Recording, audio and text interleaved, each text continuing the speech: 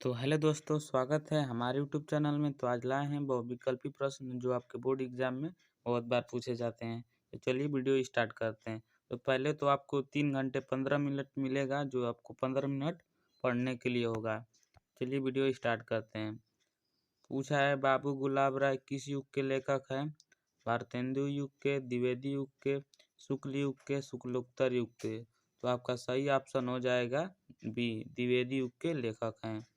आपका अगला प्रश्न है, चिंतामणि किस विधा की रचना है? निबंध है, कविता है, नाटक है, कहानी है? तो आपका सही ऑप्शन हो जाएगा ए, निबंध है। आपका अगला प्रश्न है, गबन किसकी रचना है? मुंशी प्रेमचंद की है, जयशंकर प्रसाद की है, निराला की है? आपका सही ऑप्शन हो जाएगा बी, यह आत्मकथा है। आपका अगला प्रश्न, प्रिय प्रवास किस युग की रचना है? द्विवेदी युग की रचना है, बी भारतेंदु युग की रचना है, सी प्रगतिवादी युग की रचना है, डी छायावादी युग की रचना है? तो आपका सही ऑप्शन हो जाएगा ए, द्विवेदी युग की रचना है। आपका अगला प्रश्न है, मधुशाला किस की रचना है? रामधारी सिंह दिनकर की है, हरिऔध की है, हरिवंश राय बच्चन की है, सुमित्रानंद पंत की है? तो आपका सही ऑप्शन हो जाएगा हरिवंश राय बच्चन की है। आपका अगला प्रश्न है, भारत भारती किसकी रचना है? तो आपका भारत भारती आपकी रचना है मैथिली शरण गुप्त की। आपका ऑप्शन नंबर बी सही हो जाएगा।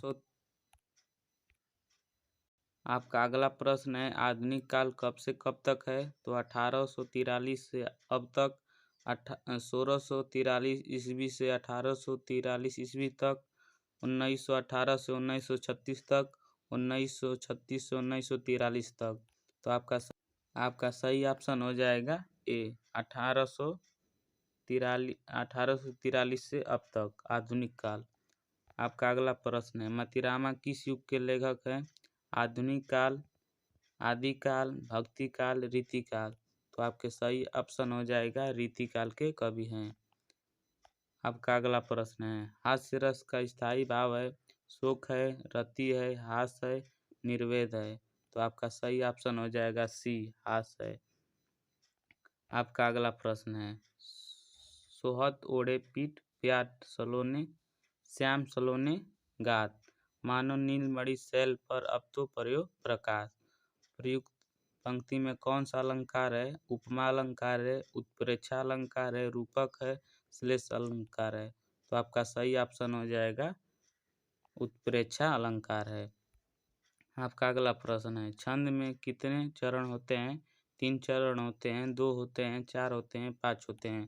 तो आपका सही ऑप्शन हो जाएगा 4 होते हैं। आपका अगला प्रश्न है, आकर्षण शब्द में किस उपसर्ग का प्रयोग किया गया है? वी का, मान का, अक का, आ का? तो आपका सही ऑप्शन हो जाएगा आ का। आपका अगला प्रश्न है, रचना के आधार पर वाक्य के कितने भेद होते हैं? 2 होते हैं, 5 होते हैं, 6 होते हैं, 3 होते हैं? तो आपका सही ऑप्शन हो जाएगा 3 होते हैं रचना के आधार पे। आपका अगला प्रश्न है, पीताम्बर में कौन सा समास है? कर्मधारय है, द्वंद्व है, बहुब्रीहि है, तत्पुरुष है? प्रश्न है, आंसू का तत्सम रूप है अश्रु, अंशु, रोना, आंख? तो आपका सही ऑप्शन हो जाएगा अश्रु। आपका अगला प्रश्न है, कृतवाच्य में किसकी प्रधानता होती है? कर्ता की प्रधानता होती है, कर्म की प्रधानता होती है, भाव की प्रधानता होती है, इनमें से कोई नहीं? तो आपका सही ऑप्शन हो जाएगा कर्ता की प्रधानता होती है। आपका अगला प्रश्न है, तव्या शब्द में वचन एवं विभक्ति है? तो आपका सही ऑप्शन हो जाएगा चतुर्थ विभक्ति है और बहुवचन है। आपका अगला प्रश्न है, निम्नलिखित में से कौन सा सर्वनाम है? तो मनुष्य तो संज्ञा हो जाएगा, वचन भी संज्ञा हो जाएगा, वह सर्वनाम है। तो आपका सही ऑप्शन हो जाएगा सी। चलिए आगे देख लेते हैं। और आपका आ गया है खंड ब, जो आपके बोर्ड एग्जाम में पूछा जाएगा। इसे आपको कॉपी में लिखना होता है। तो यह कोई बात नहीं कि एक ही स्वभाव और रुचि के लोगों में मित्रता हो सकती है। समाज में विभिन्नता देखकर लोग एक दूसरे ओर आकर्षित होते हैं। जो गुण हम में नहीं है, वह चाहते हैं कि कोई ऐसा मिले जिसमें वह गुण हो। इतना ही पढ़ेंगे तो आपको पता चल जाएगा कि मित्रता नाम से लिया गया है और इसके लेखक हैं आचार्य रामचंद्र शुक्ल।